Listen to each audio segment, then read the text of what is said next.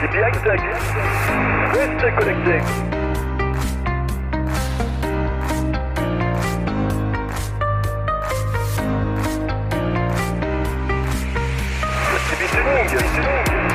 Chacun son fil.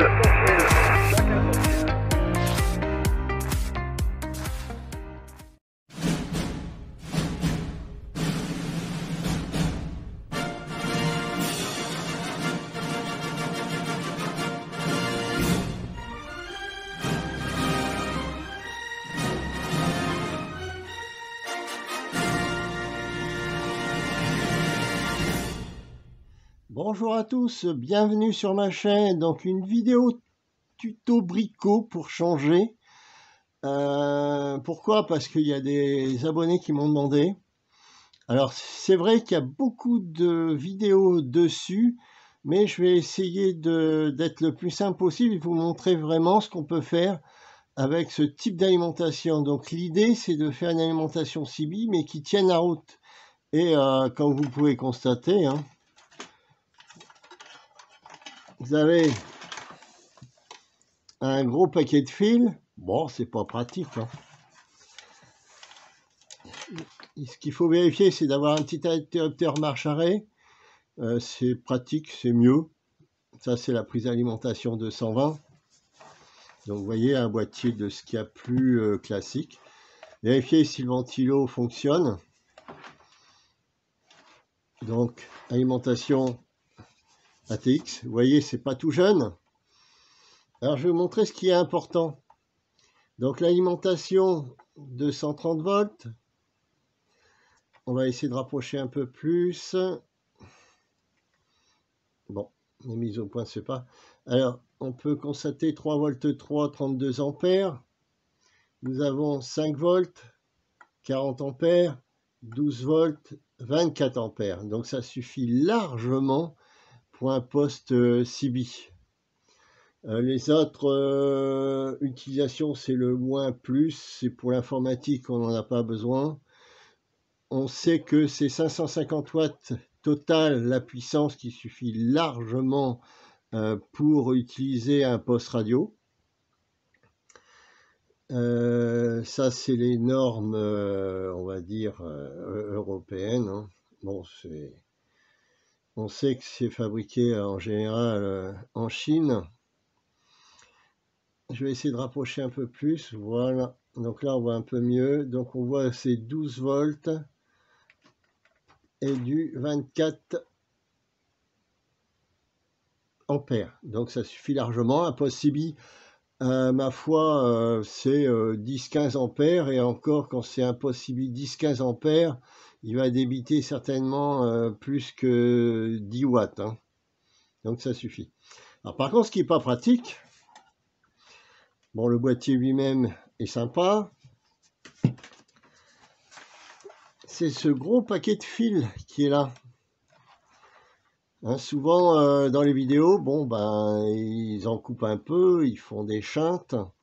Ouais, bon, c'est pas, ça dépanne quoi. Mais si on veut quelque chose d'un peu plus, on va dire pratique, ben je vais vous montrer ça après. Mais avant tout, ce qu'il faut faire, c'est vérifier l'alimentation si elle est bonne et si elle est fonctionnelle. Donc, qu'est-ce qu'il faut? Ici, vous avez ce qu'on appelle l'alimentation de la carte mère. Et souvent, on vous dit de mettre le vert avec un noir. Donc, quel que soit le noir, c'est le vert principalement. Donc, une fois qu'on a fait ça, donc avec une trombone, on met l'alimentation. Il nous faut un petit multimètre numérique ou pas pour vérifier la tension. Donc, je vous montre tout ça tout de suite. Voilà, donc une trombone ou un petit fil que vous voulez. Vert. Alors, je vais prendre mon crayon, ce sera plus facile pour vous montrer. Ici, vous avez le vert. Là, en dessous, hein, ici, le vert. Et vous pouvez prendre le noir, un des noirs. Pas plus compliqué que ça. Ça va permettre de vérifier avant de fabriquer cette alimentation pour la CB, que elle fonctionne. On met en route, il est en dessous, il y a un petit bouton, et là, on voit que le ventilateur, j'éteins, fonctionne. Voilà. Là, on voit peut-être pas bien. Voilà, on va vous montrer. Hop, je mets l'interrupteur. Donc ça, c'est une première phase. Pourquoi? Parce que des fois, quand on récupère des alimentations de PC, on peut tomber sur du bon, du moins bon. Ça coûte rien de faire un petit test. Bon, j'ai branché bien sûr l'alimentation de 120 volts. Hein. Voilà, donc ça c'est un premier test pour vérifier. Après, ce qu'on va faire, je vais mettre mon multimètre, un petit multimètre, pour vérifier la tension si on a bien du 12 volts. Donc c'est entre le noir et normalement, si je ne me suis pas trompé, ça doit être le jaune ou orange. Enfin, voilà, je vais montrer ça. Après le branchement, donc le fil noir sur le noir, le fil rouge sur le fil jaune. Là, on voit, j'ai inversé la polarité, mais c'est pas grave vu que c'est un appareil numérique. Donc là, il me dit que je suis à l'envers. Donc, en fin de compte, le noir, c'est le moins, le jaune, c'est le plus, et donc on tourne à 12 volts. Hein. Là, j'ai un mauvais contact avec la prise ici, mais au démarrage, j'avais 13, 12, 13 volts. Parce que là, j'ai ma prise qu'il faut que je refasse. Ah, ça marche beaucoup moins bien. Vous voyez, un live quasiment façon de parler en direct. Voilà, mon fil est cassé, donc de mon appareil. C'est pas gênant, je vais refaire une petite soudure après. À tout de suite. Voilà, j'ai changé plutôt de multimètre, puisque quand j'ai refait les tests, même avec la soudure, c'était pas terrible. Hein. Donc là, nous avons le fil jaune. Et quel que soit le fil noir, ça permet de tester que nous avons bien du 12 volts, 14. Bon, 12 volts, ça nous suffit largement, même s'il y a 13 volts 8, hein, c'est le maximum. Mais 12 volts, ça fonctionne très bien. Il y a d'autres vidéos qui ont été faites par d'autres youtubeurs passionnés de radio sur justement la différence entre 12 et 13,8. Le constat, c'est pas de différence, aussi bien en émission qu'en réception, et surtout en émission, rien du tout. Voilà, donc là nous avons bien une alimentation 12 volts. Après, qu'est-ce qu'il faut faire? Il faut ouvrir le boîtier. Donc on va retirer ça. On peut couper. Voilà. On va ranger un petit peu. Donc pour l'ouvrir, c'est pas très compliqué. Hein. Il faut les 4 vis là. Alors pourquoi l'ouvrir? Déjà retirer le courant. C'est mieux. Hein. Parce que même si vous avez fait l'interrupteur, je suis toujours bon. On peut toujours mettre les doigts là où il faut pas. Alors ce qu'il faut savoir, c'est que nous avons un gros paquet de fils. Ce qu'il faut garder en fin de compte, l'idée c'est de garder tous les jaunes et tous les noirs. Pourquoi? Parce que si vous en mettez qu'un, vous utilisez un noir et un jaune, ça va fonctionner. Oui, bien sûr. Tant que vous utilisez le poste CB, zut, je vais manger mes mots, la radio CB en réception, ça va suffire largement, bien sûr. Par contre, dès que vous allez passer en mission, donc, les fils sont pas gros, hein. Et sont quand même, c'est du 0,5, 0,8, voilà, à vue de nez, hein. Bon, s'il y a des personnes qui connaissent le diamètre, hein, j'ai pas le système pour, ils peuvent le mettre dans le commentaire. Donc l'avantage de garder tous ces fils noirs et jaunes, c'est qu'on va pouvoir les mettre ensemble. Alors bien sûr, il y a des personnes qui aiment bien garder le 5 volts 5 pour faire des alimentations de laboratoire. Nous, ce qui nous importe, c'est une alimentation CB qui tienne la route et sans ce gros paquet de fils, hein. Donc la solution, c'est soit on coupe avec un risque de court-circuit, ou je vais certainement dessouder tous les fils qui ne m'intéressent pas. Donc on va voir ça après. Voilà, donc on va démonter. J'ai retiré les 4 vis. Voilà, on fait attention quand on ouvre, ne pas casser le fil du ventilateur, parce que le ventilateur, on en a besoin. Et qu'est-ce qu'on voit? Alors j'essaie de faire attention. Voilà, donc j'essaie de faire la netteté. C'est comme il veut. Bon, il n'est pas décidé. C'est pas... Voilà. Donc on voit un gros paquet de fils là. Donc le plus simple, c'est de retirer tous les colliers. Après, je vais essayer de démonter la platine. Donc il y a 4 vis. L'idée, c'est de dessouder tous les fils rouges. Je garde le fil vert et les noirs, de toute façon, je les garde pour pouvoir mettre en route l'alimentation. Voilà, donc on voit le gros. Ça va faire une alimentation propre et au moins risque pas de court-circuit. Voilà, une fois coupé les ricelants, bon, on peut voir que ça commence à venir plus propre. Voilà. Donc il faut surtout bien garder le vert et on peut utiliser un noir. Voilà. Donc là on est déjà bien avancé. Ne pas oublier de souder le fil vert avec un noir. Voilà.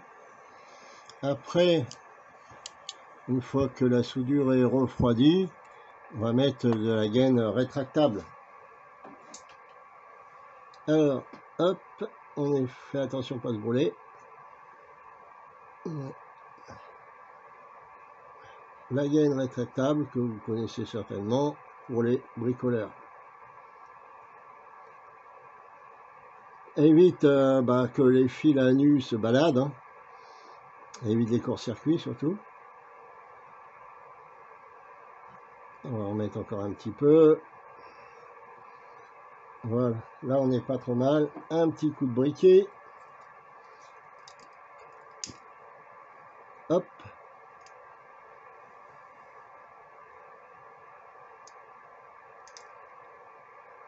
Et voilà, pour la soudure, c'est fini. Tout bien réfléchi, j'ai changé pour faciliter le travail, au lieu de tout démonter, je coupe en laissant un peu et je mets de la gaine thermorétractible. Donc ça permet d'être plus simple, hein, en fin de compte, hein. Et donc c'est bien le fil vert avec le noir. Il me semble que tout à l'heure j'ai dit le noir avec le noir, mais non. Le fil vert avec le noir. Donc ça évite de tout démonter, c'est plus propre. Donc là vous avez tous les noirs qui sont sortis. Je vais mettre la gaine thermorétractile sur le rouge, c'est du 5 volts, hein. Voilà. Et puis tous les petits on va dire fils qui servent à commander à l'alimentation pour la carte mère, des tensions un peu différentes, hein. Là, j'ai pas d'infos plus que ça. Je vais mettre une petite gaine thermorétractable, ça évite de tout démonter. C'est plus simple et plus rapide. On peut constater que c'est quand même plus propre. Donc il reste noir et jaune. Il n'y a plus qu'à remonter tout ça. Alors, avant la fermeture du boîtier, je voulais vous montrer un petit peu ce que ça donne. Donc avec des colliers, bien sûr. Donc là, nous avons le fil jaune, le fil noir, en 2 grappes séparées. L'alimentation est remontée. Et voici la présentation, une idée de présentation. Alors, je vous montre 12 volts. Donc avec des colliers Colson, nous avons donc 12 volts, nous les avons vus. Je vous montre à la fin, vous voyez, j'ai doublé, enfin doublé, non c'est pas le terme, j'ai dédoublé, donc il y a 5 câbles d'un côté jaune, 5 câbles jaunes de l'autre côté, ça fait 2 alimentations, il manque plus que un bornier, donc j'ai pas trouvé pour l'instant, soit on peut mettre des dominos, idem pour la masse, donc le noir par convention c'est le moins, et ça nous fait une petite alimentation sympa, pas trop cher, et ben, la vidéo est terminée pour aujourd'hui, hein. Donc n'oubliez pas de vous abonner, j'espère que ça va vous dépanner pour ceux qui veulent bricoler une alimentation pour CB, 24 ampères, donc je pense qu'elle peut encaisser un petit Alpha Lima sans aucune difficulté, ou 2 postes radio, hein, puisque j'ai doublé. Donc il faut savoir que le fil est très fin quand même. Je vais vous montrer ça tout de suite. Alors donc là, vous voyez, c'est un fil de multimètre. Et là, on peut constater que c'est vraiment relativement fin. Merci d'avoir suivi. Je vous souhaite bonne journée. N'oubliez pas de vous abonner, mettre un petit pouce, un commentaire. Et je vous souhaite de suivre la chaîne et de vous abonner.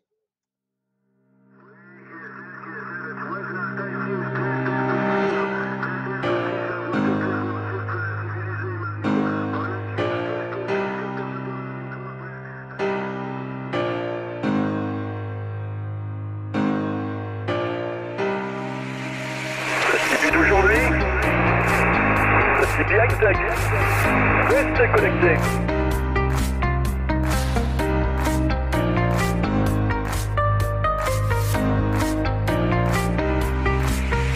Le CB c'est long. Chacun son fil.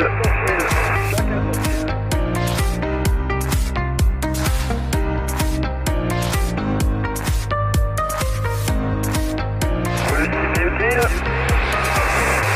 Sur la route, chez soi, ou en association.